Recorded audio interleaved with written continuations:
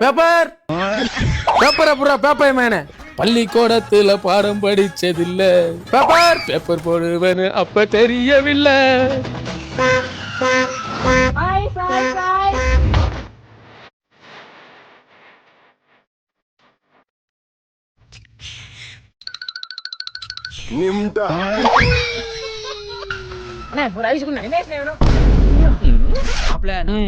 வானத்துல பிளைட் ஓட்டுவோம்டா. அப்ப மத்தவங்க எல்லாம் என்ன கவுட்டுக்குள்ளே ஓட்டுவாங்க?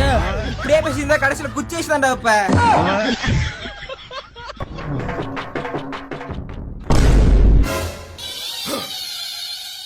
இவன் பக்கத்து கிளாஸ் மாலா என்ன லவ் பண்ணுதாண்டா. இவன் அவன்ல